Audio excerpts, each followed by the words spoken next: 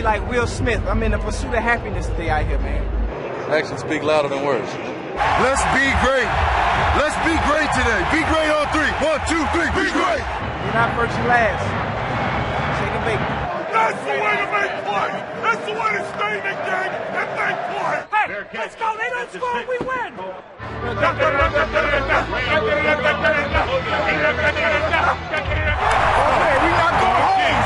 Let's not go home. You're earning it. Nobody giving us anything. You are earning it, and that's what it's all about. You the Fan voted the Bengals number 11 in our pick of 32 teams in 32 days. And we take a look at the Bengals' a notable offseason activity. Carson Palmer only has one receiver with a VH1 reality show to throw to.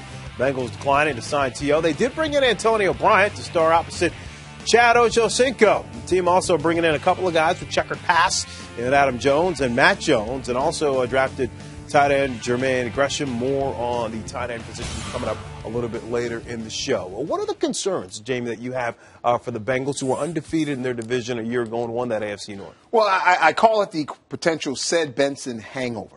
And what I mean by that is because of the off-field issues, depending on what the commissioner decides to do, he could hit him with a 1 or 2 game suspension, which could happen, or nothing may happen. But if that's the case, Cedric Benson clearly is the catalyst for this offense now. And so that means that the things are going to be on the shoulders of Carson Palmer to be able to carry this football team. And so we saw last year, with the struggling without him having T.J. Houshmandzadeh, Carson really kind of struggled last year. So it's going to be interesting. If Ced gets suspended, then what happens to this team offensively? And you're also asking these new pieces that Fran alluded to jump in and be those guys. Antonio Bryant out wide, Jermaine Gresham, a rookie tight end to help out Carson Palmer, which, as we all know, a tight end is a quarterback's best friend in so many different ways. Carson's best friend.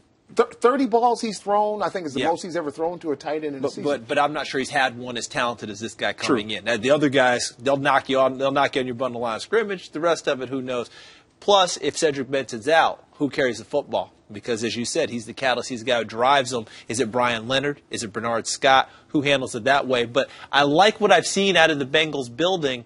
My biggest concern is history, guys. The last time they had back-to-back winning seasons, 76-77. Wow. All right? You go back to 89, they were 8-8. 90, they were 9-7 in the regular season. So those who forget the mistakes of the past are doomed to repeat them. Can the Bengals get past that and move on and go forward? Because they have the nucleus to do it. I think they've got a very good football team. Can they get past their history? And just to clear up the Cedric Benson situation, he was arrested for allegedly punching a bouncer in the face. No, I know you did. Yep. And he says that it was self-defense. So that is what has to work its way through. So Commissioner's ever been big on that you're in it, you're in it. That's how the commission's been. Well, here is the Bengals' notable non-divisional schedule.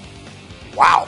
And remember last year they swept their own division, which was an amazing accomplishment. But when you're looking at that schedule and the places that they're going to take on people, non-divisional games, at New England, at the Colts, at the Jets, who gave him two losses last year, get the Saints at home. Well, that's a heck of a schedule. But the thing about that schedule, though, is there's not a team on there that can't be. Right. So if you can go 500 on that schedule to go along with you'll your division, be fine. You're in the mix. You'll be fine. How good can this football team be? With Baltimore, looks like they've reloaded in the AFC North. We know Pittsburgh might have some struggles, and the Browns are the Browns. But how good can this football team be with that schedule we just saw? Well, they're more seasoned to keep this in mind. Pittsburgh is playing kind of that same schedule because they're in the same division. Right. So all of those teams in that division are going to be playing against that caliber of a football team. So what I look at when I see this team is that you got the most seasoned quarterback, arguably in the division, still is Carson Palmer. Right. So I think that it starts with him. If he can find the old Carson Palmer we've seen, and stay healthy.